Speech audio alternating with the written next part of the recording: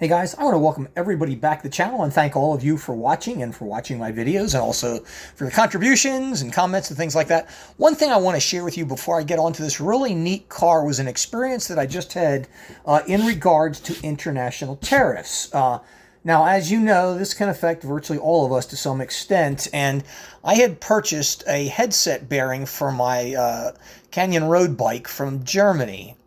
And the overall cost of the thing was about 90 bucks. 60 of it was the price of the headset. 30 of it was taxes, European VAT, whatever you want to call it. Tremendous amount. And then, lo and behold, after I received it, I got a bill from FedEx for another $50 for tariffs. Now, a lot of the cars I buy are from Asia, specifically Hong Kong. I just recently canceled a $230 order because... or it was over $300, excuse me. I was afraid that I might pay as much as $300 or more in tariffs on it if I received it. So, that being said, be careful where you buy from. All the cars that I'm currently pursuing now are from U.S.-based sellers only. So, that being said, let's get on to what we're going to talk about here. This is a Spark 143 scale.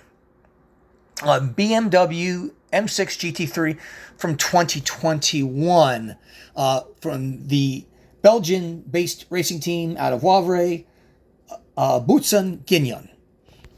It comes on the black base, acrylic jewel cover, slipcase on both sides. The back of it looks like such, and the bottom of it has a really cool.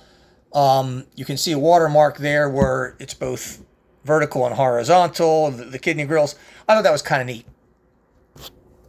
Now guys, this being a French team and a French themed livery on it, and I want to make sure I got this right, so I asked my friend Petito out of France how to correctly pronounce this, because basically this livery is based on a French character, a fictional Formula One driver by the name of Michael Vaillante. I believe that is how I should pronounce it.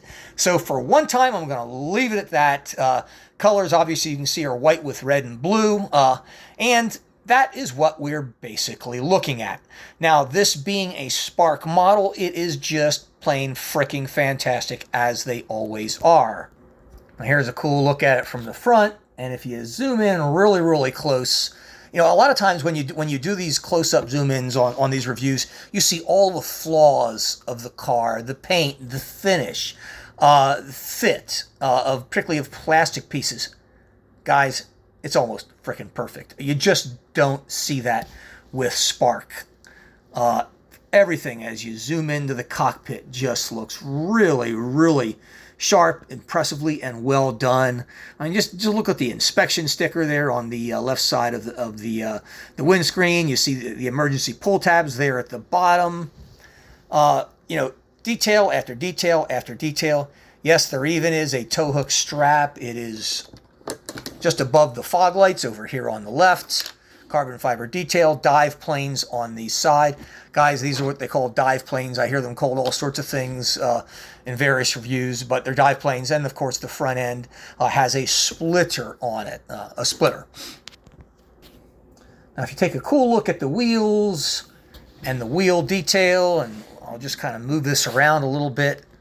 As you can see, very, very clean, very nicely done. This is actually the best way to view it. You can see both the tire with probably P0 markings on it, the slotted rotor, and the brake caliper. Very cool. As I move on down, there is the front exhaust. You have the exhaust pipes on both sides of this being a front engine car. And as I pull out, you can see, I believe it's roar or something like that. I suspect it has something to do with speed in a car or whatever. Also, I noticed there's a heat shield over on this side.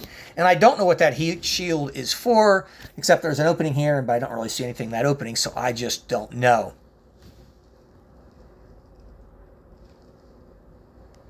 And you have a number of different aerials on the top.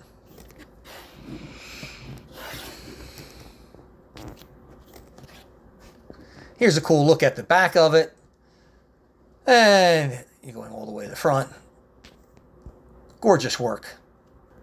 And last but not least, we'll look at it from this angle. Here, of course, you have the fuel fill input. And again, there is that hole there, and it looks like this time there is... Oops, sorry about that, guys. I have no idea what the hell that cap is for, though. I just don't know. It's the first time I'm really flabbergasted on something I have on this car. Also, you have the names of the drivers on this side. And guys, I am not familiar with these guys. I have, and I did not look that up, and this is like the 4th or 5th time I did this video, so I'm just not going to do it. I see J. Liebhauser, K. Oyen, it might be Keith Oyen, Y. Zimmer, and Jay Klingman, and I can make guesses on their first names, but I'm just not gonna, so we'll leave it at that. If you know their names, go ahead and fill me in. I just didn't bother to look it up. Just so many things going on right now. Well, folks, that wraps it up. Hope you've enjoyed this. I will see you next at VIR in just a couple of days for the Fanatec. Yes, the Fanatec. You see it right there. GT Challenge and all the other races. They even have the McLaren Trophy Cup. I'm kind of looking forward to that. I haven't seen a bunch of McLarens racing each other. I've seen Lamborghinis, I've seen Porsches, I've seen Mazdas, I see the Toyota GR Cup, but they're also going to have a McLaren Trophy Challenge, and I'm really looking forward to that. See you shortly, guys. Take care.